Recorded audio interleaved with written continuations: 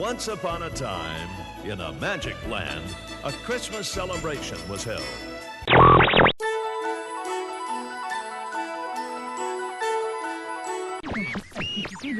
Happy holidays, everybody!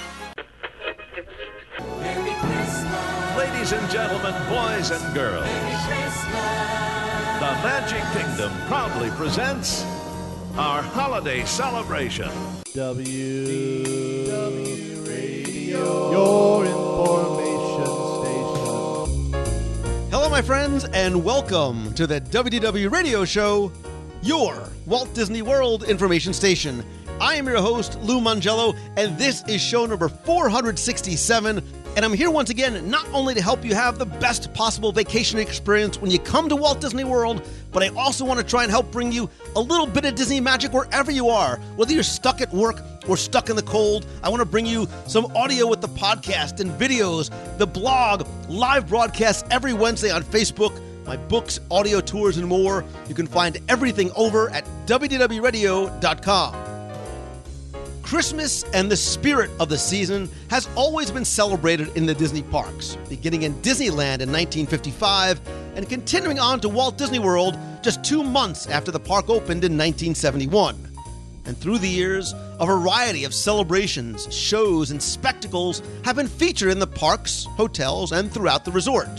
Well, this week, we're going to look back at the history of Christmas in Walt Disney World, from the very first Mickey's Very Merry Christmas Party and Candlelight Processionals, to Bears, Osborne Lights, Santa, The Glory, and pageantry, lights, celebrities, music, characters, and everything else that make up the jolly holidays at Walt Disney World. I'm then going to ask you to share your memories with me for the show. I'll then have the answer to our last Walt Disney World trivia question of the week and pose a new challenge for your chance to win a Disney Prize package. Then stay tuned to the end of the show as I'll have information about our next Meet of the Month in Walt Disney World as we celebrate the holidays together, The Purge, your voicemails, and more. So sit back, relax, and enjoy this week's episode of the WDW Radio Show.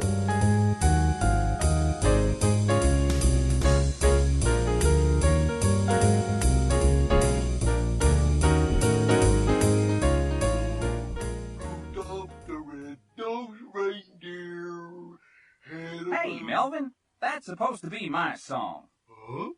Look, Melvin, I'm the deer. I got the red nose, so I get to sing. Ain't we gone through all this before? Well, I don't see why he always gets to sing. Hold the phone there, boys. Where's your Christmas spirit? Sorry, folks. Gomer, let's show 'em how it's done.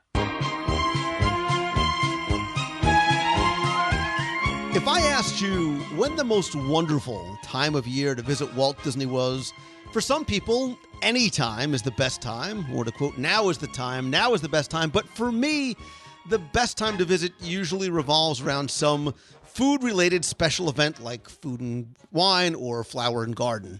But for a lot of people, the holidays truly are the most wonderful time of year. There is something special about the parks, the way they're decorated. There's something, I think, unquantifiable and intangible in the air. Maybe it's the smell of hot chocolate. Maybe it's the vision of snow falling on Main Street or the music in the background. But I and many other people love Walt Disney World and the Disney parks during the Christmas holidays, and I think it's a very, very different type of experience that you will get other than any other time of year.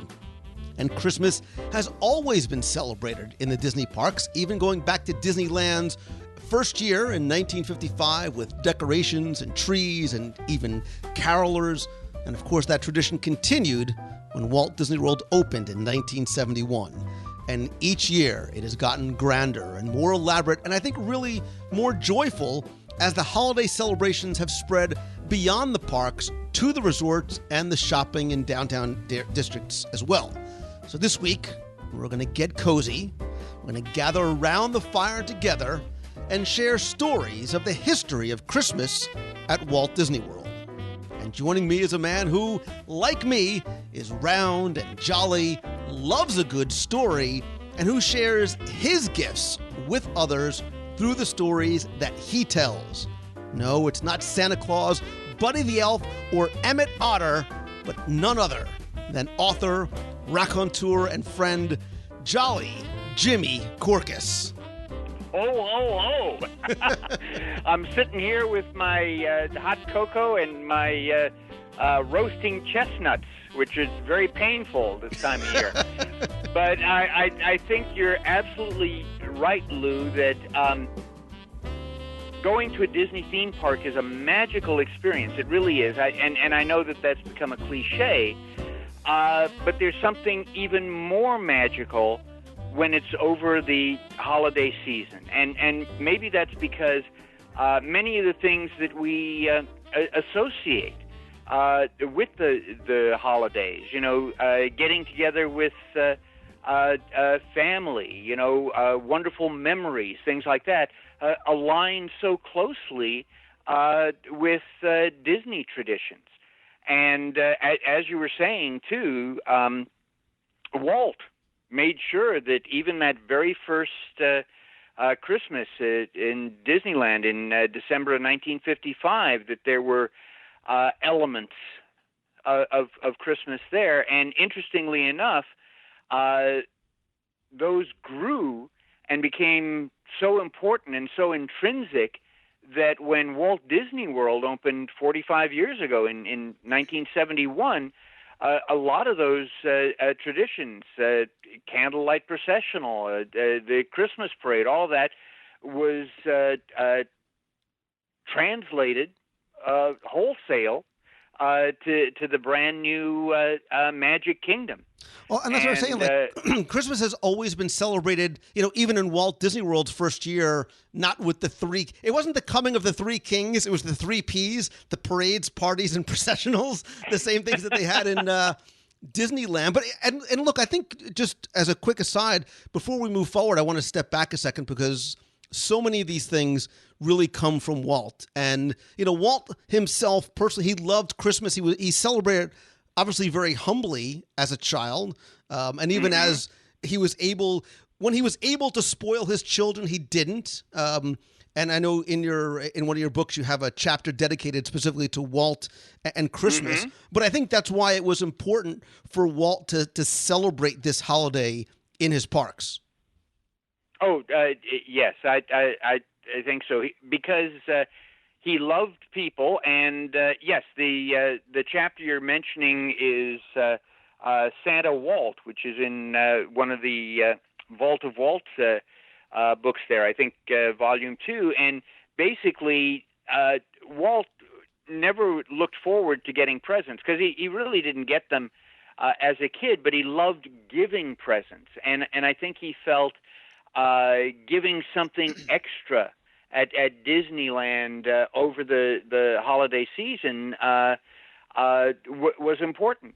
So, you have carolers and people coming to Disneyland. They're not paying any extra to see these people in authentic Dickens costumes around there. There was a huge Christmas tree to the left side of the entrance of Sleeping Beauty Castle. There was even a Christmas tree on the forward deck of the Mark Twain. And again, all of the lights and then window displays, which over the years became more and more elaborate, especially on Main Street. And so I think Walt felt a responsibility that people were giving up part of their holiday season to drive out to Anaheim, so he wanted to make it a little special for them, other than the fact that Walt just enjoyed it himself, had a little Christmas tree in his own apartment over the firehouse there. And if you're going to have a Christmas tree, one of the best places to have it is over a firehouse. It's probably one of the safest things. Well, what I love too, Jim, is, you have to remember, Walt Disney World opens in October of 71. So you have just about, it's not even 2 months really before they start their Christmas tradition, almost sort of on day one. And obviously, remember, it's just Magic Kingdom back then. but they had parades and they had decorations and they had Main Street with the giant Christmas tree and poinsettias and pansy, and in Town Square they had that giant Christmas tree, and the Wonderland of Wax, which eventually became the Holiday Corner, had Christmas decorations in there. And even the windows, much like we look forward to now as the Emporium windows change over, that happened in that very first year as well. And again, Lou, I think a lot of times people forget that even though the park opened October 1st, 1971, it barely opened October 1st, 1971. There were a lot of things that were incomplete. This was all considered phase one. There were some things that they had not gotten around to building yet. There was not enough time. There was not enough money to do that. And some of the things that did open really weren't complete. And so you're right. And so here, literally about 2 months later, you're having Christmas decorations. I don't know if any of your listeners are old enough to remember, but December 1971, in the Contemporary Resort in the Grand Canyon Concourse, they had a huge artificial Christmas tree, because again, artificial Christmas trees, that's the future, and the Contemporary is the future. But this artificial Christmas tree was done up like I guess I would describe it like a layer cake, but each succeeding layer got smaller, so it became this cone shape. But each layer was literally just streams of green tinsel, and on the top was the futuristic star, which looked like an outer space circular globe round ball satellite with all of these different length spikes coming out of it, because my gosh, it's hard for us to realize right now, but the Contemporary was like, oh my gosh, that's not just the Contemporary, that's the future. And, we didn't realize that when the Contemporary opened, this is the future, but they didn't have elevator access up to the monorail. So that was the future. But we had our gray spandex jumpsuits like Buck Rogers, and we had our metallic green Christmas tree. Right when Epcot opened, it was excruciating polyester costumes of torture, right? And keep in mind, that's what Epcot stood for. And that tree. But wait, so Jimmy. So even though there are similar traditions in 71, because. For the Candlelight Processional, that's being held at the train station, because it was held at the train station in Disneyland. And they brought out Dr. Charles Hurt, who created the Candlelight Processional at Disneyland in 1958 and kept running it every year there. They brought him out. So for a couple of years, he was out here at Christmas staging the exact same Candlelight processional on the train station steps at Walt Disney World. And again, the processional was only 2 nights. We tend to forget these things, that things started very small. When Mickey's Very Merry Christmas Party debuted in 1989, it was for 2 nights only, because there was like, would Disney guests really pay an additional ticket to come see this? And when it was such a huge hit, then the following year in 1990, and they realized this was a huge hit, they expanded it to a 3rd night. and these days, what are we getting? A month worth of nights? I don't know anymore now. Yeah, I mean, when you think back to that first year, again, they did it, much of the same things that we have now, we had back then, but on a different scale. So when you do think about things like, for example, the Candlelight Processional, there weren't, at the very beginning, we think about the Candlelight Processional now as not just the choir of cast members, but really about the celebrities. So at the beginning, there was 2 nights, and there were high school choirs with 900 to 1,000 students. But the narrator who told the story of the first Christmas was not necessarily a celebrity. It wasn't until about 1960, 61, I think, they had the first celebrity over in Disneyland.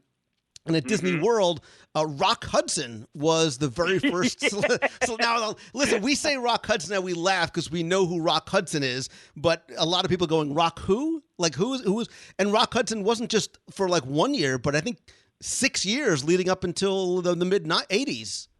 Right, and in fact, he did, I think, 2 over at Disneyland as well too. And yes, Rock Hudson was one of those big, glamorous movie stars, where women would, scream and faint because he was so handsome and so rugged, and he'd be in romantic comedies with Doris Day, or he'd be in westerns and all of that. And it's interesting how short, our memories are, that we don't. Time just seems to blur together. The first televised Disney Christmas parade out at Walt Disney World didn't feature Regis Philbin.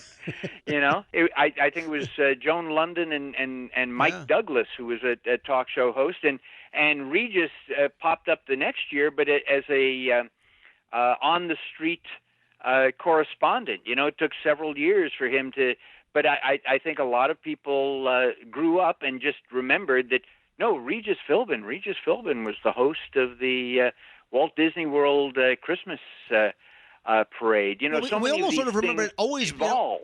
We always, I think for a lot of us too, who are a little bit older, it almost seems of like a certain age. Those of us right. who are of a certain age. It always seems like the Christmas. I'm of a certain age. I remember when Disney would bring live Christmas trees and put them, in town square. So, but we always sort of remember, like, well, there was always a Disney Christmas, party on TV, but it wasn't until like '93, I think, the first party and live quote unquote telecast happened. Mm-hmm. And actually, it was a live telecast to begin with. Nowadays, what they do, because they're worried about weather, they're worried about the commitments that celebrities have who are going to be lip syncing in the parade.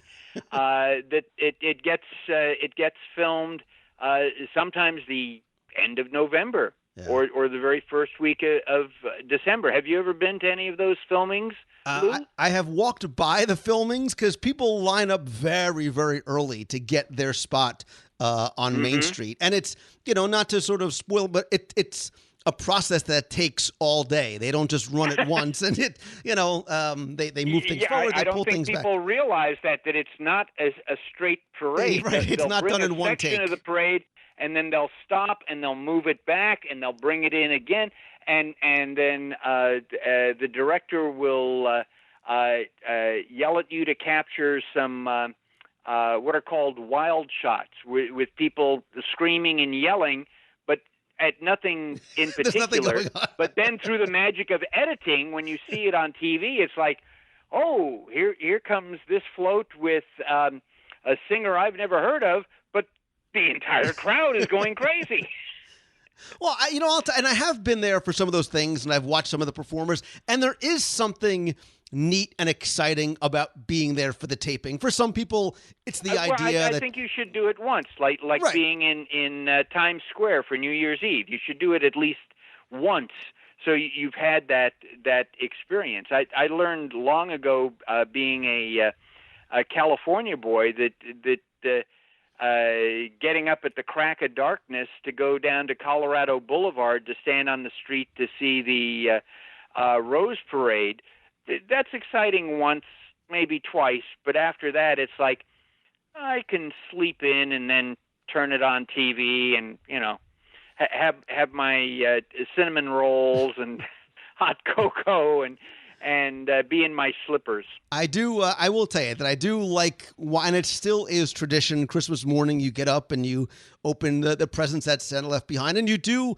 like to still watch the Christmas party and the Christmas Day parade. And one of the things that I think is really neat, Jim, is stuff that we see in the parade now and as part of the party now, taking the modern celebrities out of there, when you go back to things like my favorite parts are the toy soldiers and the reindeer and the bands and excuse me, the Disney characters, those go back to the very first parades, and I sort of like that from a historical perspective, that yes, they may have evolved over time, but we talk about Christmas traditions. That has been part of the Walt Disney World Christmas tradition from day one. The interesting thing that I found when I was doing my research was that in 1971, the Magic Kingdom closed at 6 p.m. The same thing on Christmas Day. They'd be like, "What? We're open till 3? Who you kidding?" Well, again, and it took me a while because I am a former Walt Disney World cast member. It took me a while to realize. I thought, why is Christmas Day so crowded? Why is Thanksgiving Day so crowded? Why aren't these people home with their families? And it was explained to me, these people are on vacation. They can't. This is their family. Disney is now part of their extended family. And I was going to say, it's part of the tradition. So that's why you're there. And yeah, I love those tin soldiers. Those debuted back in 61. Those were designed by a good friend of mine who unfortunately passed away, Bill Justice, who was an animator and an Imagineer. And he came up with the designs for those along with his friend, Exitencio. And the reason for those toy soldiers was because they had been working on the stop-motion miniature ones for the movie Babes in Toyland. And so they took those exact same designs and just, exploded them. And Exitencio and Bill came up with those, the goofy-looking reindeer, the ones with the tongues hanging out. And obviously material used to create those costumes have improved and changed over the years, but the spirit and the basic design remains the same. And I think the point that you're trying to get at is that initial spirit of Christmas that was there at Disneyland since it opened, and Walt Disney World since it opened, it still exists today. And so when we go to the parks, this holiday season, it's some of that tradition. And not all traditions are good, but I think this tradition is great. Some of that tradition, it is there, and that infuses our reactions to what we're seeing there. Well, and I want to touch on one thing, because we were sort of almost laughing like a couple of old men about, the quote-unquote celebrities when we watch the Christmas Day parade now maybe are not as relatable to us, some of the singers and performers, but celebrities as part of the Candlelight processional and as part of the party and tradition have been around since day one, right? So I'm gonna read some names that you and I can probably relate to. Some people couldn't, but Rock Hudson was a big deal. Cary Grant was a big deal in 1972. Dean Jones, you should obviously know the Disney connection there. Pat Boone, Walter Cronkite in 1988, McLean Stevenson and George Kennedy. But and the reason why I wanted to bring this up is because and all of these celebrities gave outstanding performances. It wasn't as if they were slumming. They wanted to be there, right? They wanted to be there. Park. This was something serious and important, and I think that's reflected in the narrators that we have today. And I think some of your listeners probably have some favorites, whether it's like Neil Patrick Harris or whatever. And at one time Neil Patrick Harris was best known for being Doogie Howser. Who would have guessed, right? You never know. But this was serious. This was important, and the cast members who get involved, and the cast members who are part of the cast choir for Candlelight Processional. I can tell you from being an ex-cast member how important and how seriously people took being a part of that experience. It really is transcendent.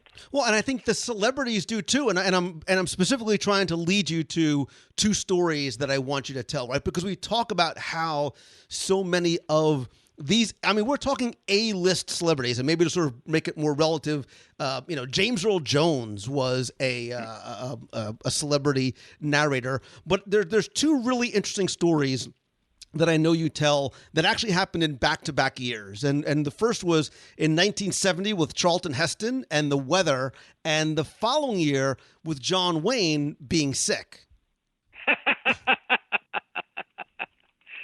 Well, sometimes, Lou, I get tired of listening to my own voice. So why don't you start with one of these? Why don't you take the Charlton Heston one there? So I feel like I'm telling your story, but in 1970, see that's the whole point, is that when I tell a story, stories need to be shared, to be kept alive. And one of the things that I particularly enjoy is hearing people tell those stories back, because then hearing them from a different perspective, because there'll be different things that you will emphasize,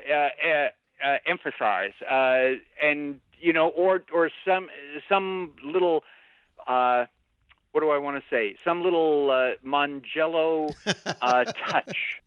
Well, I want to listen. I agree with you, and I think the stories. I said I think in one of the introductions I wrote for one of your books. We are all cavemen, right? We're all storytellers, but I think it's also important to credit the source that you originally heard from. So this story, if I've gotten it right, I've heard it from Jim Korkis. If I got it wrong, I read it somewhere else. But in 19... Well, at least you've got Jim Korkis here now who has such great respect for you, who will say, now, Lou, that's close. The way I heard it was... All right, so tell me if this is as true. Maybe I'll use as little detail as possible so I don't mess it up. But in 1970, the weather is not always perfect, and these rain clouds are coming in as he's getting ready to narrate it, which, again, he wanted to do. This is something he asked that he really wanted to do. And allegedly, Charlton was to say, listen, if I can part the Red Sea, then I can stop it from raining. So don't you worry. And in Heston fashion, it did not rain. Mm-hmm. No, that's absolutely true. And again, by the way, kids, Charlton Heston was Moses, right? He was Moses. What Charlie Ridgway used to call Walt weather. And I don't know if you're familiar with that term, but that came about, of course, with the 1960 Winter Olympics up in Squaw Valley, and it was snowing so hard that the conductor, and the conductor was Charles Hurt, by the way, from Candlelight Processional, could not see the chorus at all. And so it was like, well, this is going to be telecast. Should we move all of this indoors? And Walt said, no, because if we do that, a lot of these kids who were in the chorus, and they had to earn money to come out here, and all of this, they won't get a chance to be on camera. He says, we're gonna wait. And then what happened is, just before the telecast, the weather cleared up. It was beautiful. And so they filmed, and then the moment the ceremonies closed, roughly about an hour later, one of the worst snowstorms in the world came. And so Charlie Ridgway, who did publicity for Disney, called that Walt weather, that when there was an important Disney event, basically what happens is the weather will clear up. so that can happen. And Charlton Heston was quite a character. We've talked about this before, that when he was writing his signature in his handprint block in front of the Chinese Theater at Disney Hollywood Studios, that as he was signing that, one of his fans called out to him, and so he looked up to acknowledge that, and then he went back to write, and he left out one of the letters in his name. And it's like, holy cow! Right, he's Charlton. He's Charlton Heston. Well, and so you can do that, and you've mentioned that before. I wonder how many, and I hate to call them kids, but I wonder how many people today remember Charlton Heston or can name some of the films that he was in. Of course, Ben-Hur is famous, but I always remember him from Soylent Green and Omega Man. So, wow. Yeah. Hey, look, he's always going to be Moses to me. Charlton Heston, he's always going to be. Well, that's a great thing to do. Well, listen, I've been jabbering a while. You did a great job on that last story. Let's have you do the John Wayne one here too, and then I'll add in some footnotes. Go ahead. So you got that just right on. But I wish you had done it in Charlton Heston's voice. Well, I thought about doing the John Wayne voice, my Pilgrim voice. Partner, Pilgrim, give it a shot here. Listen. What we got. I can't. I still haven't done my 20,000 Leagues James Mason voice. I'm not going to start off by doing a really bad John Wayne. Listen, and now all of the box people are going to come in and go, we want to hear James, even though they don't know who James Mason is. I know. They don't know. They're like, who are these old guys? Heston, John Wayne, James Mason? Listen, kids, all you need to know is John Wayne, Duke Morrison, whatever you want to call him, Marion Morrison. Thank heavens you have a 13-year-old daughter, so she keeps you up to date with some of the new actors and actresses and celebrities that are out there. She mentions them, and I'm sure you had to keep up to date so that you know who she's talking about or who she's interested in. Well, it's worse when I say a name of who I think somebody that's current is now, and she looks at me like I've got who? What are you talking about? But all right, so John Wayne, famous Western star, Man Who Shot Liberty Valance, Rio Bravo, Quiet Man, The Shooters, tons. I mean, I don't even know how many, 140, 150 films, somewhere around there. At least, he did all of those little B-movie westerns for smaller studios like Republic, because my dad was a huge Western movie fan. So by golly, that's what he wanted to watch. And so on Saturday afternoon, sometimes I'd sit there with my dad and we'd watch that. Well, if you're still not sure, he's the cowboy in the Great Movie Ride on the left-hand side. How's that? There you go. See, that's where we should have gone first. So the John Wayne story is, in the 70s here, right? Right, I think 71. 70s? He was very sick. He had, he had pneumonia, or he had a really bad cough, and he decides to do it anyway.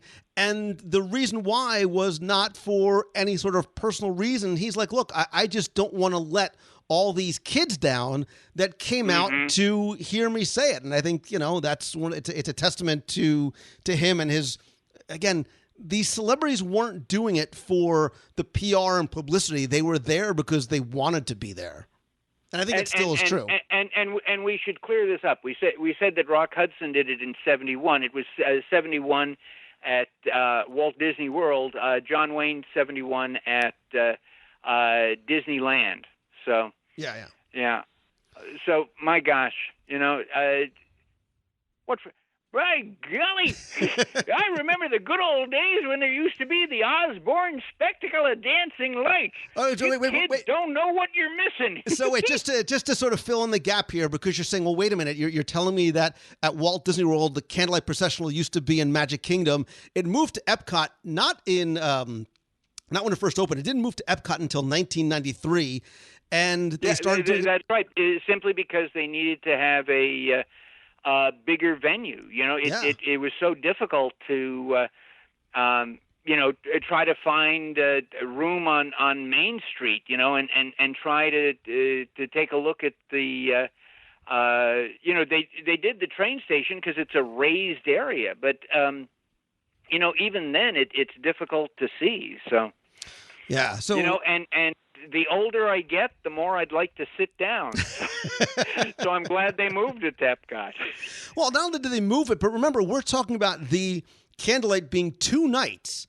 Now, once it moves to Epcot, it's twice a night. It's 15 nights. And then the following year, they double it. It's now 30 nights. And then I believe in 2010, 2011, somewhere around there, it's 3 times a night for 35 nights. Yeah.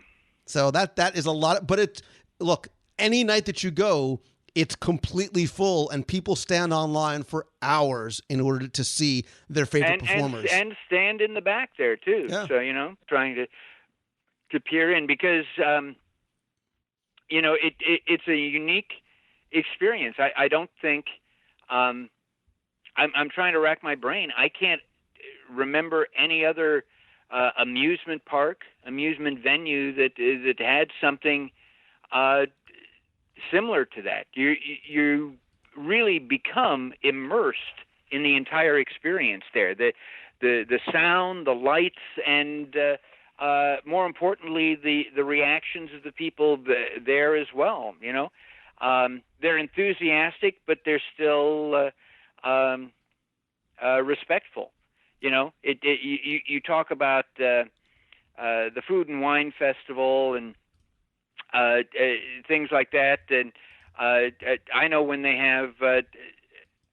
had rocking concerts at the American Gardens Theater, and they had somebody like Davy Jones perform from the Monkees, and I remember seeing these 20-something young women becoming so embarrassed because their mothers were all in the front rows and standing up, wanting to run to the stage, and not understanding, why this is happening. But you don't get that with the Candlelight Processional. People treat it very respectfully, and when you think of the vast number of people and the vast number of opportunities for something inappropriate to happen, and it never does because people really become part of that experience. Yeah, and so you started to you hinted to, and we can even sort of get into some of the things that are kind of extinct. Through the years and through the decades, there were a lot of holiday offerings that came and went, and I think the first one is one that you hinted at, and it's still the one that maybe stings for people because it's so close, and that was the Osborne family spectacle of dancing lights, which I think was something that was not just beloved by people, Jim, but something that people really looked forward to and specifically made trips out to come and see. And yes, I'm of that certain age, so I remember when it was on Residential Street, and that was quite a wonderful experience. If you're walking, and it's like you're actually walking down a neighborhood, and that neighbors have decorated their lawn chairs, and they've done all of these things for that to happen. And I went to the streets of America. I think some of that intimacy, some of that charm was lost, but I was still glad all of that was there. Yeah, William Jennings Osborne, quite a character, and Do you want to tell the story of how he put up those lights for his little daughter Breezy? So, Jimmy, come here by the fire and let me tell you a tale of Jennings. Let's go back to 1994, 1995. You've got the Christmas parties at the Magic Kingdom. You've got the very Merry Christmas parade. And they're all making money. And Disney is a business, so it's good to make money. At Epcot, you've got Felicia Rashad giving performances of the Candlelight Processional. And over in Little Rock, Arkansas, Jennings Osborne, in really sort of a gift to his family, a gift to his daughter, starts putting up Christmas lights on his home. The Christmas lights, much like our waistlines, continues to grow year after year. So much so, long story longer, it ends up becoming something that is according to his neighbors, a nuisance. So Jennings is like, okay, that's fine. I'll just buy the house next door and I'll just keep my thing growing. It ends up going to the Arkansas Supreme Court, who rules against the Osbornes and orders them to take down their decorations. Insert sad thematic music here. Right. Disney comes to the rescue. It would not be a year without a Santa Claus. They save the display. They find a home for the lights over at the Disney MGM studios. They send a convoy of trucks to pick up 2 million plus Christmas lights and one accidental black cat. And in 1995, the Osborne family spectacle of dancing lights thrills fans for 20 years before it left just a couple of years ago. Yeah, well, and 2015. Actually, no. It was January 6th, 2016. They extended it because it was the last year before they were going to tear down all of that area for Star Wars Land. I met Jennings Osborne, and I met his daughter, Breezy. Allison Brienne, but her nickname was Breezy. And basically, when she was 6 years old in 1986, he asked her, and this is a hugely wealthy man, asked her, what do you want for Christmas? Expecting, she'd have some doll, maybe she'd want a pony, things like that. And it was, her dad was so busy making money that she just wanted to spend time with her dad putting up Christmas tree lights on the house. And so 1986, that first year, they put up 1,000 lights, which was, pretty amazing. And he just had so much fun doing that you're absolutely right. He kept adding lights. And yeah, when the neighbors complained, he bought the house next to him. And when they still kept complaining, he bought the other house next to him. So he had 3 houses right next to each other with that. And in fact, the lights were so bright that pilots could see them from 80 miles away. and so it was, talking about giving people credit, it was John Phelan, who was, he's a terrific Disney show director. He worked with, his boss was Bruce Laval, and they said, well, let's call this guy and see, because Laval had seen it on CNN, this whole story. And Osborne had gotten offers from other cities to do this. And in fact, later Osborne decorated, other things, including Graceland, believe it or not, with Christmas tree lights, all free of charge. But it was 4 18-wheel moving vans that brought all the stuff down to Walt Disney World, November 4th, 1995. Now, the reason I emphasize November 4th, 1995 is because the Christmas lights should have been up already. The debut was November 24th. Right. So you got 20 days. And so Osborne, being the guy that he was, he paid for technicians to come down and help the Disney people, put all of this stuff up. And he did not ask for a single penny. Yeah. either for the lights or for the use of his name. He didn't even demand that his name be used, but they did. But what would happen is he and his family would come down each year for about a week during the Christmas season, and Disney would put them up at the Grand Floridian and comp them into all of the parks, and for at least one night of them being out here, Osborne and his daughter would come to what was then Disney MGM Studios, talk about things that pass away, and they would turn on the lights that one night. And speaking about oh my gosh, things that have glowed away here. I'm old enough to remember when you used to go see the Osborne spectacle of lights, and they weren't dancing lights to begin with. Eventually, they became dancing lights when they installed, all these dimmer relays and control switches so they could be choreographed to a musical score. But Disney would give away special glasses, and the first year you put them on, and when you looked at lights, you could see angels. And what was super cool about this is, of course, I brought my glasses home because you want to have those Disney souvenirs.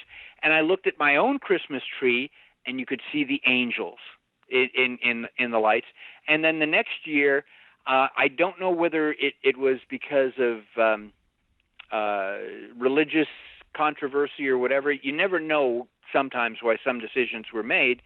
But the next year, you got glasses that showed you snowflakes when you looked at the lights. Did you have that experience, Lou? I did, and I remember it was the first time I had ever seen something like that, which we see a lot, right? Now we see the first nighttime drone show here. We're going to end up seeing that elsewhere, but that's the first time I saw these the paper 3D glasses that could be technologically engineered to allow you to do. Well, it's the little things that and again, if you've never seen it before, it's new to you. It was the first time I had seen that, and I was thinking, because I had bad experiences with 3D glasses and things like that, and yeah, but Jim, that was like the 50s when you were going to the movies and watching The Blob. So it's very, very different now. So. Memories. So I want to while we're talking about. Now you've got me all worked up. I'm going to have to. I guess it'll probably be on sale. I can probably go buy a Rock Hudson movie and a Charlton Heston movie, and now they're Christmas movies for me for me to enjoy. But no, the Festival of Light. My gosh, it was so packed. Even when it was on Residential Street, you were all moving in the same direction. If you tried to go against the flow, good luck. Right, and it was a wide street. It was a wide street. Yeah, it was a lot of space. And on Streets of America, it was, person to person packed there, and that canopy of lights. That you can be under and really be immersed when the music goes off. That was on the driveway in front of Osborne's main house in Little Rock, and it was all red lights for that to happen. And Osborne would stand out on the curb handing out free Christmas canes. To people who had stopped by to see the lights. I talked with one person when I was working at Walt Disney World who had been in Arkansas when the lights were on, and he said they weren't Christmas canes, they were Christmas logs. There were these huge round sticks, and he would just his favorite Osborne's favorite expression was random act of kindness. Which we should all be doing random acts of kindness. That and that if you've been blessed with a good life, if you've been blessed with money, it also that blessing comes with a responsibility to share with others. And I think that's one of the important things, other than, my gosh, what a wonderful spectacle. I think that thought and that spirit was one of the souvenirs you take away from the Disney experience of how you can really transform people's lives and make them better, because this is a tough life, and none of us are getting out of it alive. We might as well spend the time that we have here, when we can, to help each other. And certainly that's very much in the spirit of the Christmas season. Well, and I think, too, I want to make sure we really talk about Jennings Osborne himself, because the things he did, from handing out candy canes to decorating. Look, the thing he did at his home, he did for his only daughter, right? It was something that he did for her. And his wife had multiple miscarriages. So it meant a lot to him. And when he did things at his home, when he did things here at Disney, it was purely philanthropic. He had no ulterior motives. He was not trying to promote or sell or advertise a company or a business. He was a biologist, like a microbiologist, and he did prescription drug testing. That's where he made his money, but he never did anything for any other purpose. He didn't want it to be sponsored by or brought to you by. This was not really about him.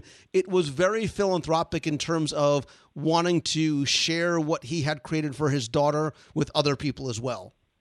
Well, I got to talk with John Phelan, and one of the things Phelan did was he got a Walt Disney World cast member name badge made up for Osborne. But he said one of the things that impressed him most is one year they were standing and they were looking at all the lights, and Osborne looked at him and he says, "I just like making people happy." Yeah. And his great joy was, he didn't want to be recognized. He didn't want, a big spotlight on him when he turned on the lights, each year or something like that. He just liked to see people out there enjoying it. Right. He wasn't trying to be Matthew Broderick and Danny DeVito and Deck the Halls, trying to see if he could let his lights be seen by his space. or Clark Griswold. Although like Clark Griswold, he actually blew Transformers in his neighborhood. They assigned him, the power company gave him his own Transformers because he blew the lights. And Disney ran into some of those same challenges in those early years over here because a lot of those lights, now eventually they got changed out into LED lights and things like that, but the original sets were just Christmas tree lights that you would buy at a Home Depot or a Walmart. And then a lot of these cords were just, extension cords clicked together, for crying out loud. But, sometimes that's all it takes. The electrical water pageant, that's all it was. It's these flat wire screens, but the lights aren't these big fancy. They were just regular Christmas tree lights to begin with. And then you synchronize them for that to happen. Sometimes the simplest things are the best. One of Walt's favorite Christmas gifts was given to him by the studio nurse, Hazel George. Went to a dime store like Woolworths or Cress or Newberry's, and those are names people probably don't remember anymore.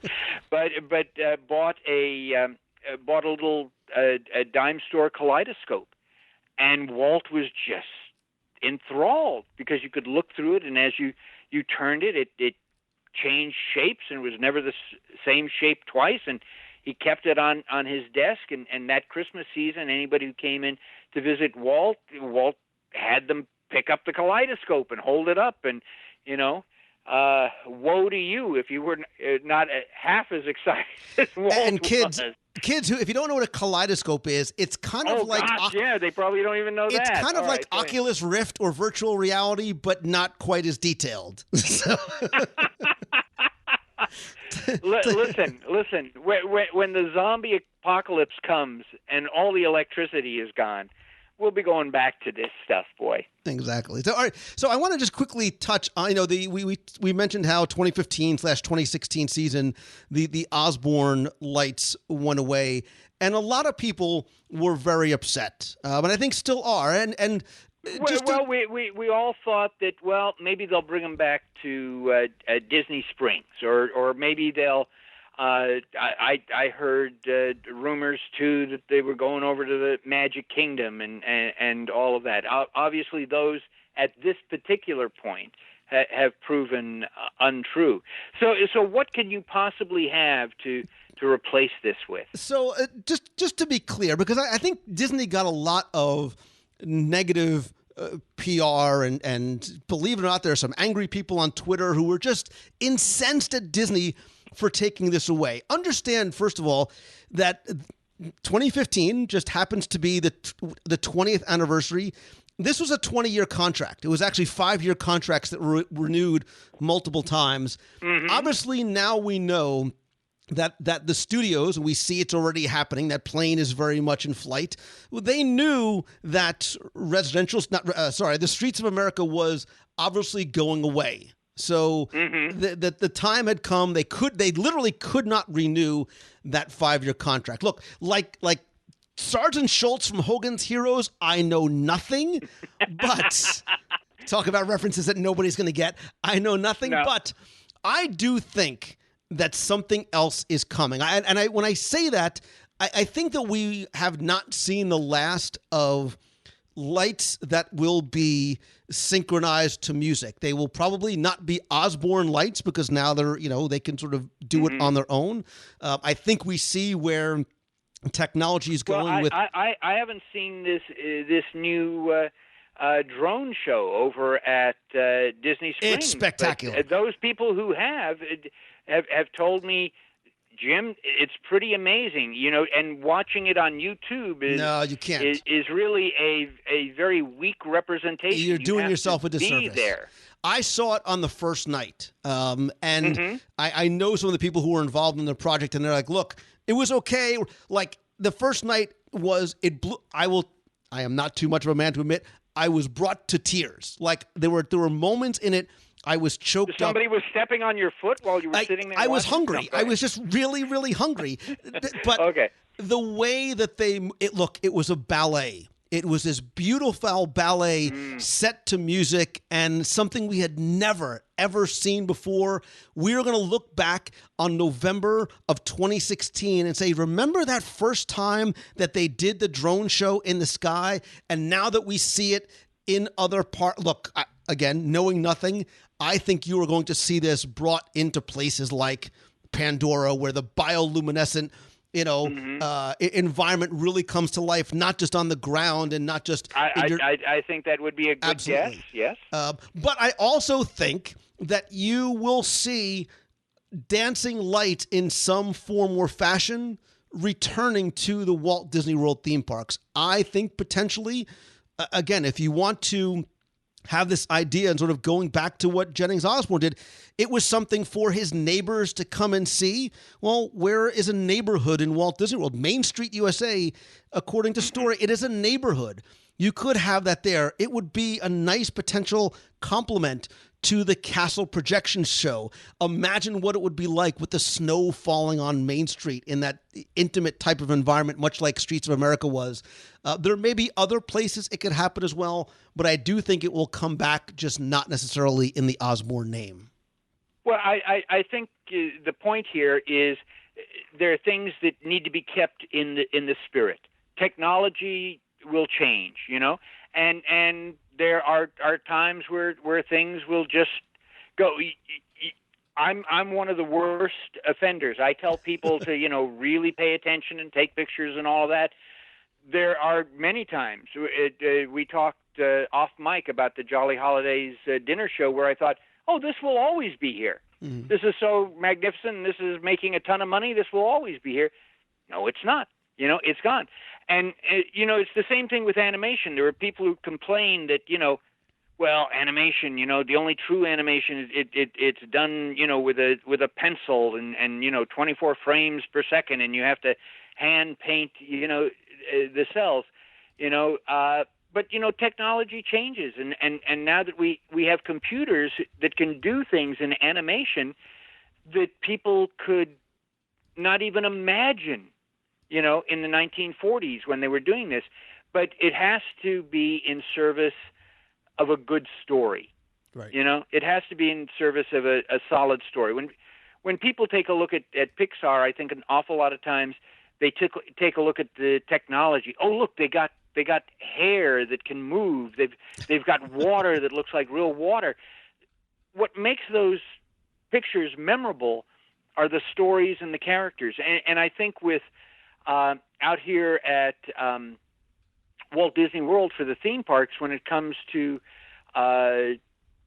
new things, and especially at Christmas, it's like there's going to be new technology, things that are undreamt of at this particular moment, and they'll be put into service, but they need to be put into service to support that original basic foundation, that spirit of Christmas and what that's all about, of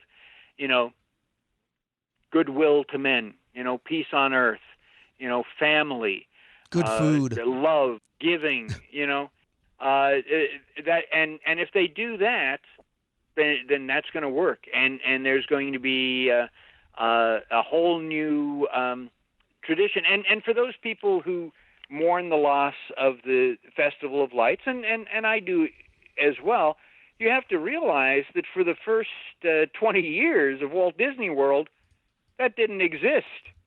It wasn't there, as you can mourn the loss of this, but you should also take a moment to appreciate that it was there at all. Right. And that it was there for an extended period of time. Well, as long as we're talking about lights and something that people missed, I think maybe this is an easy, good segue to another light show that I think people were and still are sad to see gone. It was one that began back in 94, lasted to about 2008, 2009, and it was the old Lights of Winter that took place in the... I missed that. Yes. Yeah. Go So ahead. in the walkway in between Future World and World Showcase was this archway lighted with 30, 40,000. These were the old school. These were the original dancing lights before the Osborne Lights came in. They were here, like I said, till 2000. I don't know if it was 2008, 2009. I think it's 2009. Yeah, so maybe January 2009, somewhere around there. Again, it was an older technology. No, 2009 was the year that they didn't install them. Okay, so yeah, right, 2008 was the last year. We want to be accurate because people tune in to this podcast figuring that they're not just getting those rumors. They're getting, the real thing, the straight skinny here. 2008, 2009, whatever it takes, from like Mr. Mom. But again, it was love Michael Keaton. It was one of those things where they necessarily couldn't replace all the lights and the technology. It was something that was a lot older.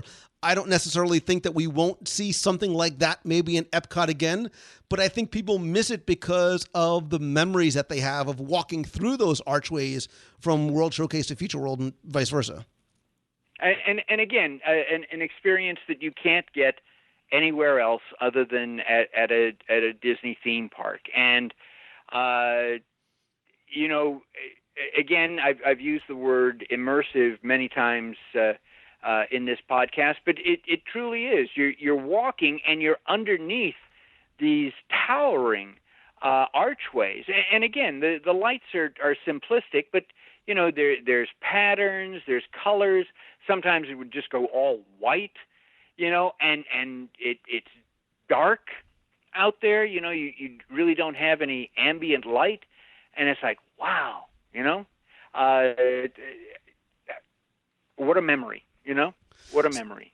All right, so let's just talk about let's stay in the parks for a second, because I want to go over to some of the resorts about some of the other things that have come and gone. And I'm saying them because I want to see if this may prompt the memory or recollection of somebody going, yeah, but I remember being in Epcot in like 1986 and seeing Carol Lawrence. Well, you did. Carol Lawrence and the World Dancers performed the Holiday Splendor Show at the America's Gardens by the Shore Pavilion. I think just that one year.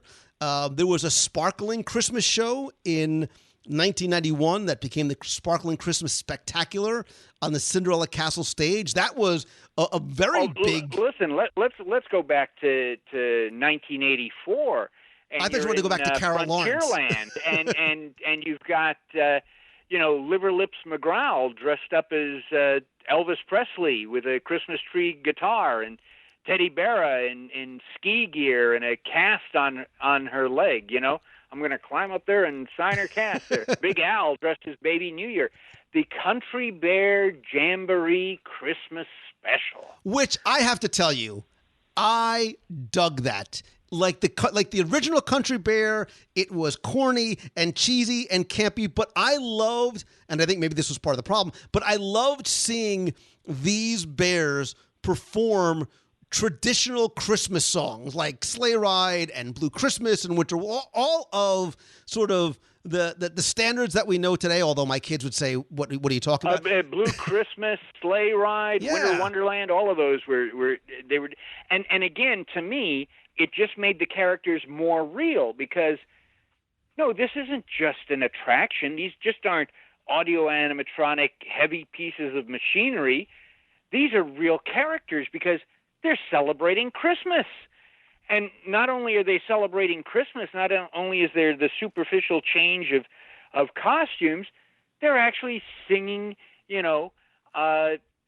these songs. And you got Buff the Buffalo on the wall wearing his Santa Claus hat, and the deer with the red light bulb on his nose like Rudolph, and the moose with Christmas trees on the antler. And it was like, yeah, these are my old buddies, and I'm going to a Christmas party at their house here. Well, the same way they used to do their vacation hoedown, right? These were like, real people. These were like real performers, real bears, right? real characters. But again, the official Walt Disney World statement is that the reason they don't do that anymore, they stopped, last time they did that was 2006. The reason they don't do that anymore, and the reason that we don't get Nightmare Before Christmas out here, it's not a question of money, it's a question of we have a different makeup of guests. Right. That at Disneyland, what you're having is a lot of annual pass holders, a lot of locals. And so in order to bring them in, you need to have something different. But at Walt Disney World, primarily our guests are more international, and are not locals. They may come from the Midwest or whatever, for their week of Christmas celebration. And so they would be disappointed if they did not see the traditional attractions. And I think that makes sense. Or if they came out and the attractions were down for the makeover. You know? People forget that the Nightmare Before Christmas overlay at Disneyland doesn't happen overnight. I mean, it takes months for it to happen. And if you do save up for 5 years to go to Walt Disney World and your kid's been dying to see the Haunted Mansion and it's closed to become something that is overlaid with a movie that maybe they haven't seen before, it could very much be disappointing to them. Mm-hmm. I don't know whether I completely buy into that. But again, I do buy into the fact that, Disney is a business. It's show business, and the business has to be successful in order for the show to go on. I get that, but it still doesn't prevent me from going, oh, I want to see them up there. And what was it? The penguin in the block of ice shaking during when they were singing Blue Christmas. Oh, But wait, do you know one of the things that I actually miss the most? And this is surprising for me, and I don't know why I keep thinking back to this, because I'm not normally somebody that when I go to the parks will sit down and watch a show. But I really used to like the old the Mickey's 'Twas the Night Before Christmas show at the old Tomorrowland stage, which is now the Buzz Lightyear meet and greet. Yeah, the Nutcracker show too they had, and all that. And because you had Mickey and Santa Goofy and Chip and Dale and the soldiers, and it was one of the things that I used to enjoy. And if you've never been to the Tomorrowland stage, you used to be able to see it from the Wedway People Mover, but it now is blocked off. That area is blocked off by where the Buzz Lightyear meet and greet is, in between Buzz and Carousel of Progress. There used to be sort of, for lack of a better word, metal park benches and a stage at the far end. Yeah. And that's where the 'Twas the Night Before. And it was a long show. It was like a half-hour long show. Yeah. In those days, shows ran half hour, and then Disney determined that shows needed to run closer to 15, no more than 20 minutes, because people were rushing. Because now, going to Walt Disney World, it's an appointment vacation. Oh, here's my fast pass. Oh, Right. here's my reservation for, to eat. So it's an appointment vacation. But in those days, and don't forget, there was also a stage. A lot of people forget this. There was also a stage in Fantasyland, beyond the carousel, over by where the 20,000 Leagues attraction was, just over to the left of that. Between that and Pinocchio's Village House, there was a Fantasyland stage, and they did little character shows there. And I love those. It's like, yes, Minnie is having a Christmas get-together, and the Country Bears are coming in from outdoors, and Chip and Dale are coming down the chimney, and yeah, a nice short little show. But yeah, they're all dressed up in their Christmas finery. There's some, and you really feel, yeah, this is the holidays. I'm a huge supporter of Disney entertainment. I will tell you the one thing that I really miss in terms of entertainment at Magic Kingdom was the Kids of the Kingdom. Yeah. I know it was Disney's version of Up with People, but Kids of the Kingdom, I love that, and when the Disney MGM Studios opened, they had the I think they were called the Girls of Hollywood. So there were these beautiful young women with legs that went on forever, and they would do Hollywood classic Hollywood show tunes. So again, they immediately had my heart because I love old movies. And they did it on that stage, which is now where Sunset Boulevard is. So Disney is constantly changing. So what people need to remember from this podcast is, appreciate what is there now. Really enjoy it. Don't take it for granted, And I don't think you should live your life trying to take pictures of it with your phone and all of that. See it with your own eyes. You should do that occasionally, but take the memories with you, the experience with you. Because even as you and I are talking about some of these things, Lou, I find myself just smiling because I can remember the colors. I can remember some of the sounds. I can remember how I was feeling and how exciting it was to be at Walt Disney at Christmas. Yeah, and I agree with you, and it's often disappointing for me to see when I watch a show, especially at night, and you are you are bathed in a sea of glowing blue lights from people's phones because they're recording it. And I get it. We want to record it. We want to share it. Or what's worse for me is they're holding them up over their head. Right. So I can't see the we used stage.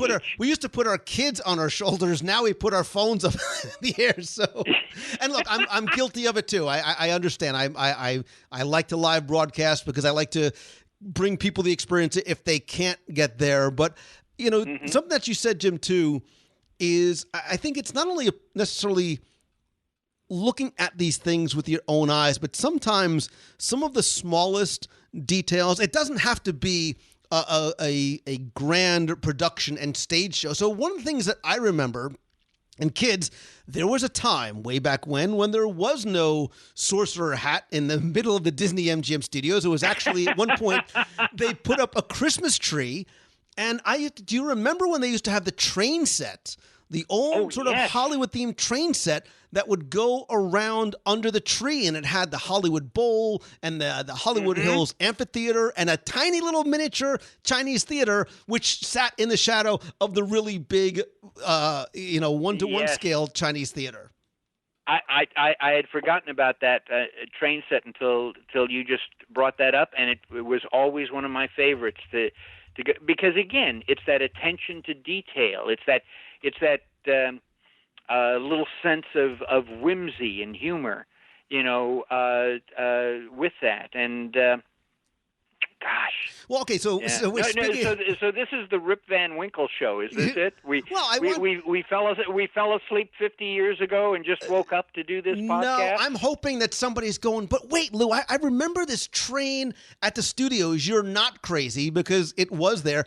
And if you're going, Lou, wasn't there a time that there was like the big fake water tower and they put a giant Santa hat on it, like around, right, the old Earful Tower, which is not there anymore. I think 2016, 15, 16, the Earful Tower went away. Listen, it's all going faster than I know. It's like dominoes, bing, bing, bing, bing, bing.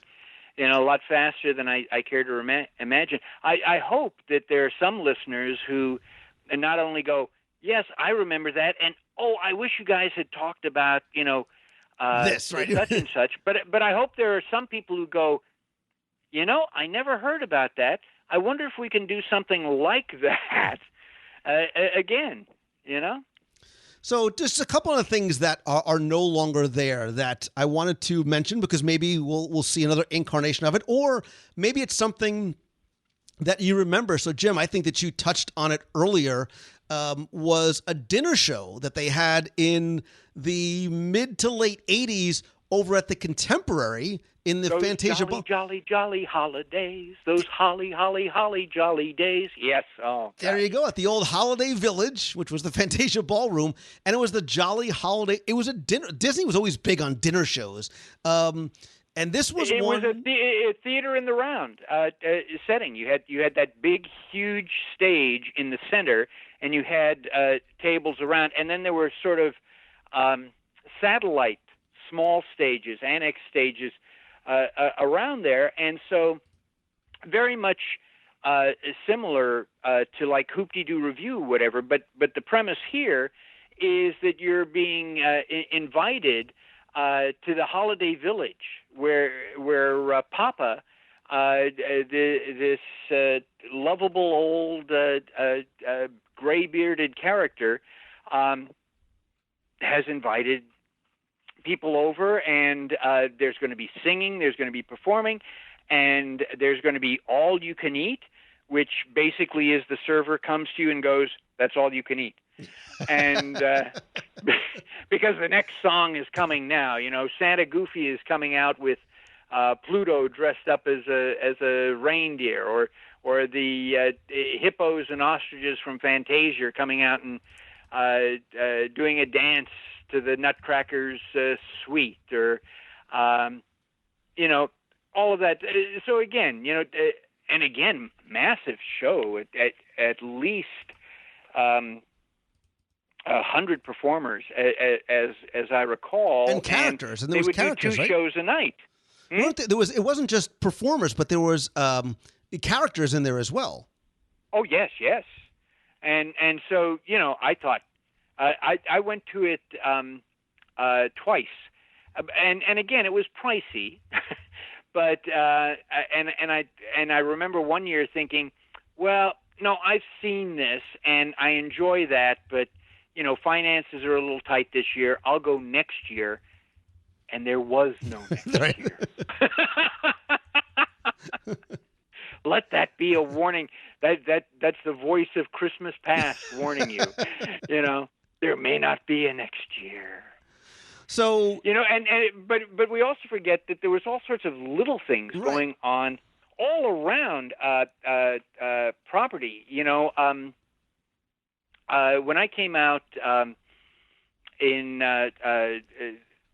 the fall of 1995, my brother Mike was a performer at Disney MGM Studios. He was the Rawhide Kid, and he'd twirl this massive rope and all that. But he also did, convention shows and all that. And one of the gigs that he got was over at Port Orleans. Mm-hmm. Port Orleans, and they would do an hour and a half little Christmas presentation. This is one of those hidden secrets. I know this happened. I was there. I've even got some video of this, but it'll be interesting to see if any of the listeners remember this as well. But in that little courtyard out there, you could get a free cider and a sugar cookie, only one sugar cookie, because I know I tried to get more than one. You can only get one sugar cookie. And there would be this little 15-minute show where there'd be a jester, a Mardi Gras jester, and that was my brother. And sometimes they'd have a little three-piece band or whatever, and he'd juggle, and he'd do some tricks, and he'd make a balloon animal or two or whatever. And then he would lead. He had this a single long candle. He would lead them out into an area by the pool, just over towards the right. It was this flat, grassy area. I don't know what it is now. And he would tell them the story of the Noel candle, which is a French story about you leave a small candle burning in the window on the eve of Noel to light the way for the Christ child. And then they would pass out handouts of Christmas carols, and the jester would lead people in the singing of the carols. And it was a nice, little intimate ceremony. And again, usually you had a crowd of, maybe 25, 35 people. And I remember thinking at the time, Disney is spending all of this money and taking all of this time just for like 25, 35 people. Yes, they were. And what a nice little heartwarming experience. So, of course, since it was a nice, heartwarming little experience that only appealed to 25, 35 people, a night, boing, that went. But I'll bet there were other things like that out there. And my gosh, we haven't even touched on the decorations. You've been to the Holiday Services building, right, Lou? I have, and I just want to go back real quick about the Port Orleans thing, because I don't remember seeing it with my own eyes. But when you said something, was that ever on one of the? Yes, in 1991. That I was going to say DVDs, but probably was a videotape. Was it on the Betamax? Was it on the Betamax back then? Only sold at Walt Disney World. Yeah, it was Walt Disney World Christmas. It had little clips of, right. And that was my brother. By golly, that was my brother Mike, who still works for Disney. Was it really? In entertainment. So. But see, I like the fact that was something that was not advertised. It wasn't an attraction. That was a gift, you I think. You discovered it on your own. But right, it was a gift to the people who were staying there. It was something special for the people who were staying there. Look, we all go to the different resorts now to see the gingerbread houses. Many of us, especially who are locals, will make a special trip out to Fort Wilderness to see the decorations or do one of the sleigh rides. But I think that the Port Orleans... Or go see the holiday storytellers at Epcot. Exactly. World Showcase. Exactly. So I like that. I like that a lot. Something else that people may or may not remember was the holiday celebrations and little treats like this were not just limited to the parks and the resorts. They also took place in downtown Disney / Disney Village Marketplace / Lake Buena Vista Village. Call it what you want. And one of the ones that I remember seeing, it had to have been late 80s, early 90s, was at, I guess maybe it was called the Marketplace then, it really was sort of like a living nativity scene, which was the glory and pageantry of Christmas. A tableau, yes. Oh my gosh, and I remember it drove people crazy because cars would be backed up bumper to bumper on Lake Buena Vista, trying to get there, even though there were I think at least 2 shows an evening. But yeah, you're right. It was late 80s, early 90s, and it was called The Glory and Pageantry of Christmas. And originally it was performed at the Captain's Tower, which was a stage area. It's now Pin Traders. And then it moved to the waterfront dock stage because, again, the whole concept was you're having more people, you've got to accommodate, more people. And the whole point of this was that people weren't going down, to the Village Marketplace. It seemed to be like on the fringes of Disney. So you wanted to do something to, especially over the Christmas season, bring people in so that they would buy things in the shops. And the shops were, the exteriors at least, the facades were decorated, to suggest a little town like little town of Bethlehem. And then you had a narrator, and you had these actors, and there were Christmas songs as well. But basically, the big finale, the big finish, is Mary and Joseph approach the manger, which is on stage, and the shepherds appear, and then the angels appear. They rise up from behind the manger, and we're talking about 2 or 3 dozen performers here, and then the big punchline, the big finale, was the various shopkeepers would bring out items from their shop to give to the Christ child, where at the same time, advertising, yes, you should go to that candle shop. If you like that candle being given to that little baby there, you should go to this candle shop. We have these on sale. And then, as I said, the punchline is a little orphan boy comes up, and he has no gift to bring, and so Mary encourages him to play his drum. So you've got, the little drummer boy playing. And so, again, very respectful, very... again, in many of the Disney shows, as part of the audience, you become part of that experience because you're seeing the reaction on other people, not just children, but on adults, that emotional triggers are being set off, and you're going through this, and it's just a wonderful reminder, of the season. And I've often wondered if, because it was so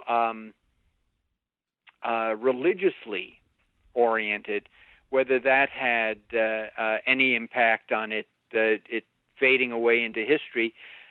Probably it was more realistic that, all of these people came to see the show, but then they didn't stick around to go shop in the shop. But I did love the fact that they incorporated the surrounding shopkeeping. Because, look, remembering back to the 80s, it had much more of a village type feel to it. And I know we have talked in the past about sort of the history of the marketplace itself and what it was and what it eventually became.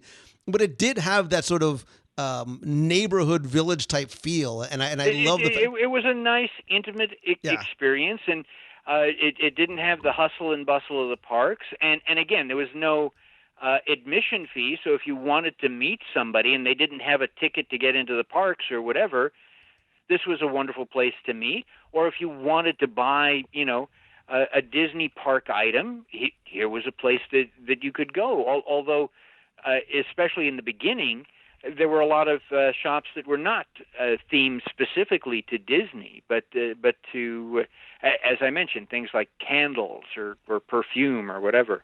We were joking before about the kaleidoscope on Walt's desk. I have to tell you, man, as we were talking about the old village, I used to love the giant kaleidoscope that was right over there it's sort of by where the entrance to where the Stitch side entrance, where Stitch is spitting, right in that courtyard there was where the giant kaleidoscope was. Mm-hmm. And now they have it's a meet and greet area for Santa out there, or was. I don't know if it is this year. Things constantly change. But yeah, that and again, that kaleidoscope. Oftentimes there were things placed in a Disney theme park where no, it wasn't, as you pointed out, wasn't on the map. It wasn't a timed experience. You just stumbled across it in a sense of discovery, and it's like, oh, isn't this neat? This is here.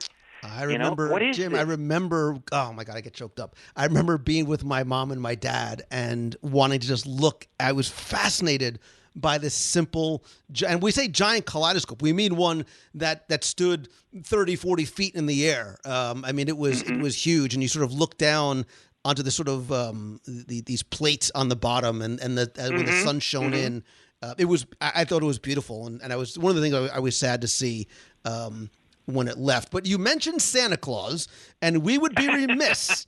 Nice segue, right? We would be remiss if we did not mention Santa Claus, who is very, very busy this time of year, and he bounces around from parks to parks. But back in the 70s, you could not only meet Santa Claus and take pictures with Santa Claus, but more importantly, Jimmy Korkis, you could have breakfast with Santa on the Empress Lily. Oh, I never got a chance to do that. No. So I don't ever remember doing it. But back in December of 77, while you were still excited about, Star Wars having come out just a few months earlier, if you thought that was good, you could have breakfast with Santa. And if you like character meals now, not only should you thank Santa Claus, but you should thank Disney Springs and Downtown Disney. More importantly, thank Mr. George Kalogridis, because he is the person that came up with, obviously collectively part of a team, but came up with this idea of having breakfast with Santa. So the Empress Lily was only open for lunch or dinner. You said before, they're trying to find a way to get people down into this Disney World Village or the Disney Village Marketplace. Village Marketplace, yeah. Right. So they have this idea to come up with this, to let people and families come in earlier in the day to do their Christmas shopping and browsing, but to kick off the day by having breakfast with Santa and friends aboard the Empress Lily. It obviously became super popular. Resort visitors are going over there to do it. So they're like, well, wait a minute, maybe we're onto something here. And this sort of was the catalyst for what we now know as character dining at other resort locations. Like, remember, oh gosh, we were talking about the Country Bear Jamboree. Melvin the Moose breakfast at Fort Wilderness, and Minnie's Menahune over at the Polynesian. All those things came from this initial the first character. This should have been this week's trivia question. The first character meal at Walt Disney World was with Santa Claus. And where I thought you were heading, that's why it's always so exciting for me to do these podcasts with you, is because we bounce these ideas back and forth. We've had similar experiences, but we've had different experiences. When you were saying not only Santa Claus, I thought you were going for, in the early days, they had not only Santa Claus, they had Frosty the Snowman, because some kids are scared of Santa Claus. And I will tell you, back out in California, I was a friend of Santa Claus's. And one of the first they're things, scared of Santa Claus. One of the first things you learn as Santa Claus is you've got to put on the rubber pants. And I thought, why are they having me put on rubber pants? Jim, I think that was. I think that Nobody's they were. see rubber pants. I think they were concerned more about you than they were the children. The first 5 minutes I was out there, and a screaming, yelling child being forced into Santa's lap there, and losing all control of his bodily functions, I was thankful for rubber pants. So all future friends of Santa, remember to, check always wear your rubber go pants on stage. Yeah, so they weren't scared of. They were scared of Santa, but they weren't scared of the giant talking fat snowman. That there's nothing. No, listen, I would have been more scared of a giant talking snowman, for crying out loud. Because I had known snowmen. I had made snowmen. Right. Having one come to life, that's like, oh no, what's wrong? It's the end of the world. So, and the last thing that I found in my due diligence, which I don't ever remember seeing with my own eyes, was you may have seen pictures of a giant hot air balloon shaped like Mickey Mouse that they brought out in the 80s. Yes. He was known as Air Force One, but in December of around the holiday season, when they gave him, like the water tower, a giant Santa Claus hat, he became I never knew that. He was Cheer Force One. Huh. He was Cheer Force One. See, there's always something new to learn. There you go. But I'm sure. But all of your listeners, they're going to go out and they're going to tell their friends and family, and their friends and family are going, "Oh my gosh, you just know everything. You're just such an expert." No, I never saw Mickey. I've never even seen a photo of Air Force One with a Santa's cap. But again, it makes absolute logical sense. So we need to bring that back? Bring back Air Force One. Come on. So is there anything else that you think we missed? I mean, there was, and the point was, and I'm sure we have missed something along the way. I think the most important thing is that we've missed is giving the listeners all of our sizes and color preferences, and there's just too many Disney things to put on a Disney Christmas list. Just books alone. I take a look at that, and it seems like a new Disney book is coming out every single week, and it's a Disney book that I would want to have in my own personal library. Well, I will tell you. I'm going to tell you what's on my Christmas list for anybody that's listening. Yeah, so my Christmas list really sort of consists of things like Secret Stories of Walt Disney World by Jim Korkis, the unofficial Disneyland 1955 companion by Jim Korkis, All the Vaults of Waltz by Jim Korkis, Walt's Words by Jim Korkis, Cartoon Confidential by Jim Korkis. What else am I missing? What do you have, like 15? Is it 15 books? Gosh, animation anecdotes, everything I know I learned from Disney animated feature films, how to be a Disney historian, and not only will they make you happy for Christmas, but you getting them will make me happy. Not just because I'll be able to pay my electric and gas bill, but because it'll make me happy because you will have all of these wonderful stories to share with other people, and I took great delight in hearing Lou share the Charlton Heston and the John Wayne stories that I've included in the books there, because stories are living things, and they need to be told to be kept alive, and if we don't, then we forget these things, and they die, or they morph into something different. And one of the reasons I write all of these books is not, just to pay the gas bill and, gosh, I need a filling in my tooth. But I got a chance to meet a lot of Imagineers and animators, and they told me so many wonderful things, and unfortunately they're no longer around, this holiday season to enjoy it. And it's important to have their stories out there and shared with others. And while you're picking up my books, don't forget to pick up Lou Mangello's books as well, and his CD set. And heaven only knows what else he has. Make sure you always check the shop at WDW Radio. You never know, one of these days when a Vinylmation Lou may pop up, or a limited edition Cloisonnoin WDW Radio pin. Do you even have those, and I missed those, or we did. I haven't had them in a long time. Maybe it's something I have to bring back. But listen, I want people. Listen, I really, and I mean this sincerely. I am Jim Korkis's #1 fan. If you don't believe me, come check out the shrine at my house. But if you go and visit wdwradio.com/Korkis, KORKIS, I want to make it as easy for you as possible to pick up not one, not two, but as many of the Jim Korkis books. They are wonderful.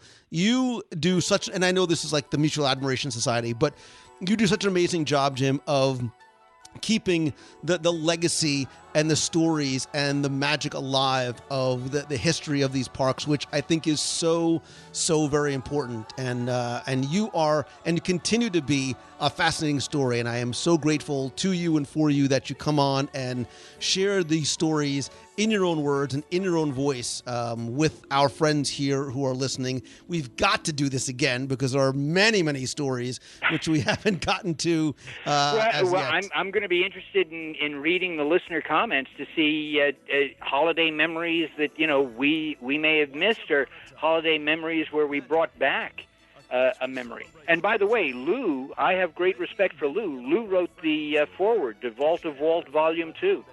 So it one of my favorite volumes. So very much respect that. And again, this is the WDW Radio Christmas holiday gift to all of you this year. I hope you enjoy it. Thank you so much, Jim. It was really great to look at the past, the history of Christmas at Walt Disney World. It'll be interesting to see, and we're going to talk in upcoming shows about what the present and the future is going to be. But again, find Jim's books at wdwradio.com/Korkis, KORKIS. Thank you so very much, my friend. And as always, Merry Christmas and Happy Holidays to you as well. Thank you so much. Everybody, happy holidays to you and you and you. It's the most wonderful time of the year. Favorite Christmas movie? Go. Favorite what movie? Christmas movie. Oh, I like Miracle on 34th Street, the original one with Edmund Gwenn. Favorite thing to eat at Christmas time? This is like lightning round. I'm making it up as I go along. This is that dark chocolate ball that when you it also has orange in it, and you smash it so that it falls out into those separate little slices. Favorite or most memorable Christmas gift you ever received? Gosh, there were so many, but I would say that back when I was a kid living in Glendale, one Christmas, Mom and Dad went to Disneyland, and at the art corner, they got me the Art of Animation kit, which had a How to Draw Mickey book, how to draw Donald book, how to do animation, and a little pressed board animation table with glass and some pre-punched paper so they could be put on pegs so I could become an animator. And I never did. But I loved getting the gift. All right, last question, because I will tell you, I'll let you in on a little secret. I love Christmas, but I don't necessarily like getting presents on Christmas. You and me both. Maybe this is my dad rubbing off. Dad was, in many ways, my dad was Santa Claus, and I think he, like I, gets more joy in giving gifts than we do receiving them. So what's the favorite gift that you ever gave? Actually, it's not the gift that I gave. It's the gift that my father gave, and it's just embedded in my memory. Is every Christmas Eve in Glendale, we would invite over, of course, friends and family, and especially those people who were away from their friends and family, so they had nowhere else to go. And Dad would go to See's Chocolate and get those pre-wrapped 1-pound boxes. And so they're in the holiday thing with the ribbon on it, and they have a little sticker, and Dad would stick them in the refrigerator so that if somebody dropped by and they happened to have brought a friend, or a +1 and all of that, Dad would go to the refrigerator, pull it out, and write the person's name on it, and it's from Santa and the Corcus family, and he would slip it under the tree. And so on Christmas Eve, we would pass out the presents. And so here's this person who maybe, 20 minutes, a half hour before, had no intention of ever coming to the Corcus house, and underneath the tree, a present is being pulled out, and it says, to Tracy from Santa and the Corcus family. And the look on that person's face, and I just remembered that you should always give unexpected gifts, and that it takes so little to really make people, just so happy. So when you talk about giving gifts, that's the very first image that always comes to my mind. I love it. It truly is more important to give than to receive. And if you, my friend, the listener, want to share your story about the greatest, the gift that the most memorable gift you ever received, or the most memorable gift you ever gave, or your best Disney memory of the holidays, go to facebook.com/WDW Radio. You can leave it there. Better yet, I'd love to hear it. Call the voicemail at 407-900-9391. That's 407-900-WDW1, and I will play it on the air. Little Jimmy Corcus, my jolly Jimmy Corcus, my friend. Jolly Jimmy Corcus. Jolly Jimmy. Over the holiday season, I am not little at all, and certainly not little in holiday spirit. We'll have a very stretchy pants Christmas. Thank you so much.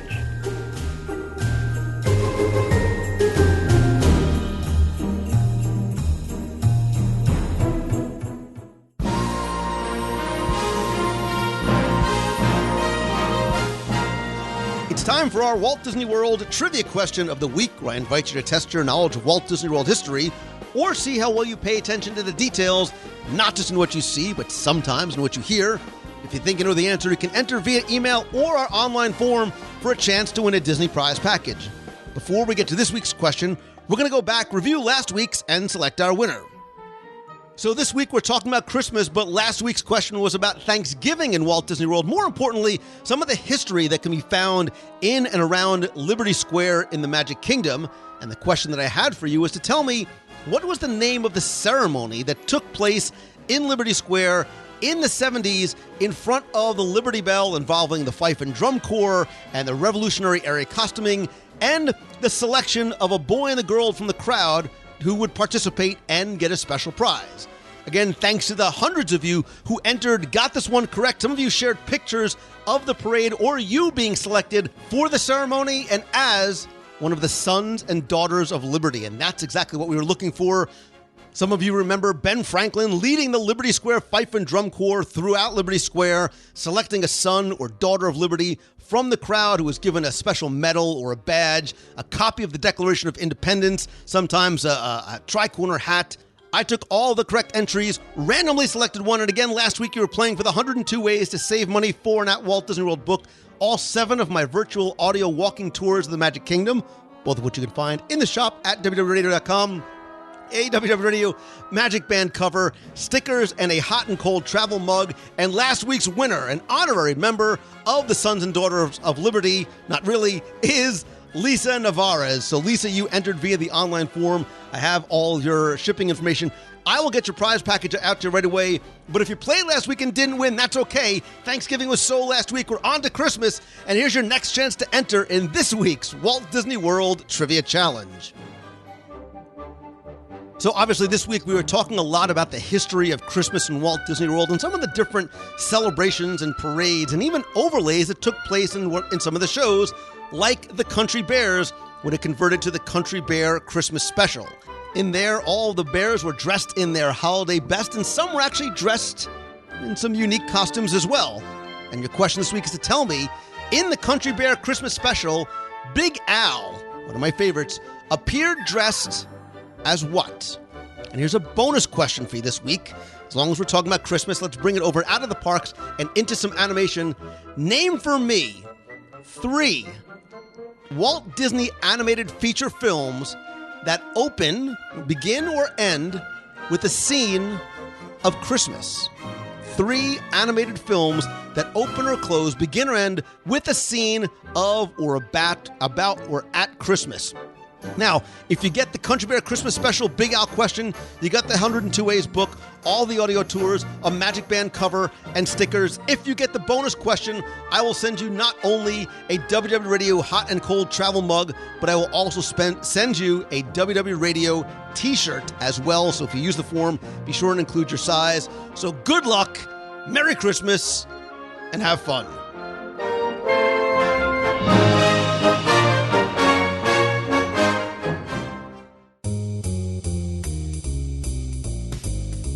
That's going to do it for this week's show. Thank you again so much for taking time out of your day, your afternoon, your evening, your car ride, your treadmill, wherever you are. I sincerely appreciate you. I know how valuable your time is, and I'm grateful that you choose to share and spend some of it with me. I'm thankful to and for you, as well as some of the new members of the WDW Radio Nation family, including Chelsea Lucas, Jennifer Kaufman, Bridget Cram, and Mike Masters. Thanks to you and everybody else who is part of the Nation family.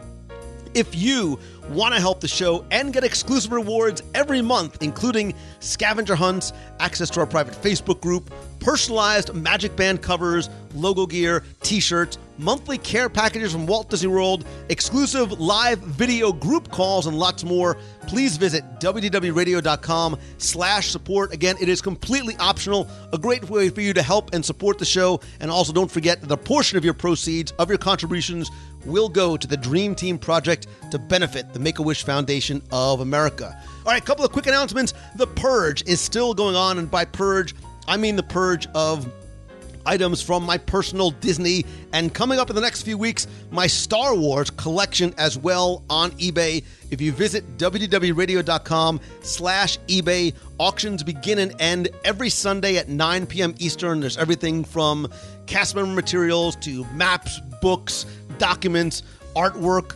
one-of-a-kind collectibles, and lots more. Again, visit wdwradio.com/eBay. Please don't forget that this show is not a one-way conversation. I would love to hear from you, chat with you on Twitter, Facebook, Instagram, Pinterest. I am at Lou Mangello. Also, please like the page over at facebook.com/WW Radio. I've got some cool stuff working on specifically for Facebook coming up soon. If you have a question you want answered on the air, you can email me, lou@wdwradio.com, or again, call the voicemail at 407-900-9391. And as I'm sure you've heard me say before, as much as I love connecting with you guys online and talking with you there, I think that nothing beats a handshake and a hug.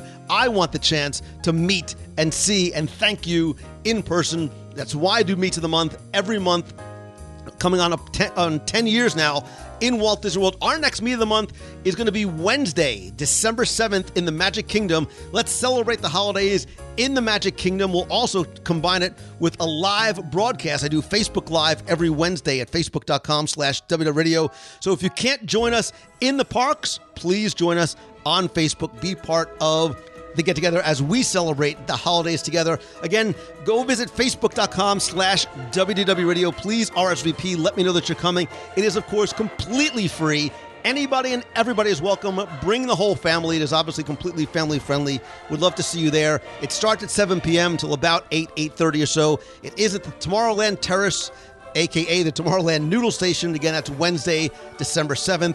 Also, while you're on the events page, check out some of our other events coming up, including our Double Dip Cruise to Castaway Cay next year. We've got other special events coming in 2017 and beyond. Also, I'll be doing other events and meetups on the road as I travel to speak. And if I can come help speak to your business, your conference, or at your school, or if I can maybe help you turn what you love into what you do, please go and visit LouMongello.com.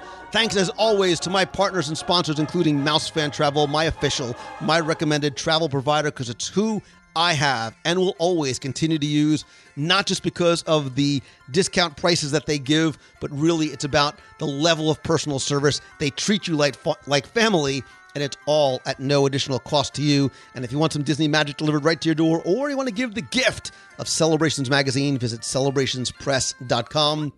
And as always, my friends, and you are my friend. Whether we have met yet or not, you continue to show that each and every week. And all I ask is that if you like the show, please help spread the word. Tell your friends that you're listening. Tweet out a link to this week's show. Better yet, share a link over on Facebook with your friends in a group or on a page. And if you can, take 30 seconds to rate and review the show over on iTunes. It's incredibly helpful. Thanks to you, we have more than 1,200 5-star reviews. Please keep them coming in. I want to thank some recent reviewers like Ellie Chlack, right, who says, fantastic Disney World planning. Lou does a fantastic job sharing the magic with those of us who can't currently be in Walt Disney World. They're wonderfully edited, entertaining, with contests, call-ins, and often talk of delicious food. He loves the positive and optimistic attitude that resonates with all of us in Disney fans. And he, actually you guys, have really created a community of like-minded people who believe that there is a great, big, beautiful tomorrow. Elichlak, even though I butchered your name, I agree with you 100%. Josh D.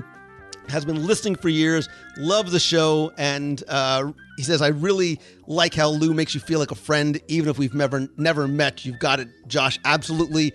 And couldn't be happier, says JTK039. He says, Lou and his guests do a fantastic job of bestowing Disney magic on those who crave it in between visits. I've learned so much, been entertained thoroughly since discovering the show about a year ago. Here's to many more years of success, Lou. Thanks to you, JTK, and everybody else who has listened and reviewed the show. Again, if you visit www.radio.com/iTunes, it will give you an easy access to go over and review the show, as well as instructions on how to do it. And finally, and most importantly, my most humble and sincere gratitude goes out to you. I cannot express how much I appreciate the fact that you allow me to do what I do and share it with you each and every week. You are not a listener. You're not an audience member. You are not a statistic or a number to me. You really are more than just a friend, even though we've never met yet. You really are like family. And to quote one of my favorite characters and somebody who is wiser than he might appear, family isn't an important thing. It's everything. And I am grateful in this season of Thanksgiving and celebrating the holidays more than ever to you and for you, for nothing else than just taking the time to listen and for being part of my extended family. I hope that you have an amazing, incredible day. So until next time, see ya. Hey, I'm calling in reference to the show 465, where you guys discussed some of the listener questions, and I never thought I'd call in because I figured you guys already had the chubby foodie thing nailed down. But when I heard you guys talking about Juneau, I just had to call in. That's where my wife's family lives, and as much as we love Disney, Juneau is still one of the most beautiful places I've ever seen in person or in pictures. Her Majesty was talking about the crab legs. You guys ought to check out Timberline Barn Grill. Sometimes they have an all-you-can-eat crab legs, and it's just simply amazing. But that Tracy Arm excursion is well worth it, too. Just a beautiful place. And another visit that you guys have to make while you're there in town is that Red Dog Saloon. They still have Wyatt Earp's gun hanging there behind the bar. He had to check it in when he entered the bar, and as the legend goes, the marshals there in Juneau showed up while he was at the bar and escorted him out because of some of the bad press that he had gotten them. He wasn't much liked up in that part, but interesting history there. Enjoy your trip. The guy that called in asking the question, because I tell you what, Alaska's amazing. Have a great day. Flying high, we're soaring to tomorrow. Reaching out, the future's in our hands. The journey starts, the adventure never ending. The new frontier we face is the mystery of space. Destiny begins with you and me through all space and time. The achievement of mankind as we sail the sea of discovery. On heroes' wings we fly.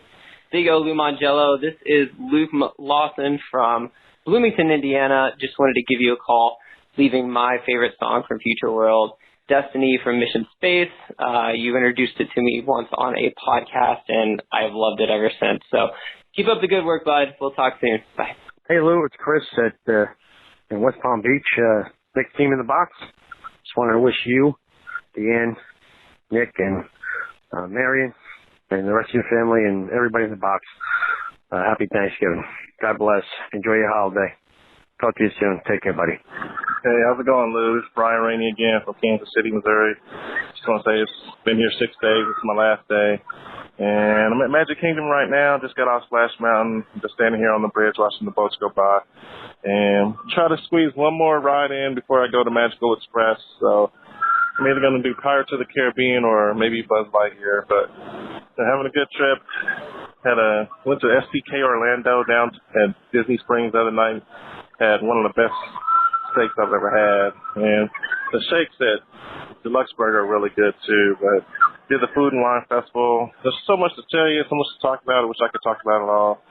The Star Wars fireworks show at the studio is just amazing. Just got me all fired up for Star Wars. But anyway, it's my last day. That's it. And just want to leave everybody with this public service announcement. Please stand clear of the doors. Por favor, manténganse al lado de las puertas. You've got a friend in me.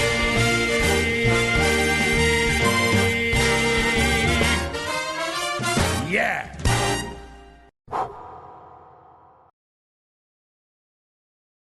Hi there, pal. It's me, Mickey. I wanted to call and wish you a Merry Christmas.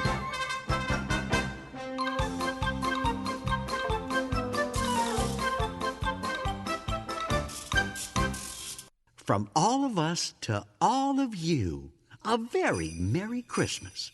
Good night.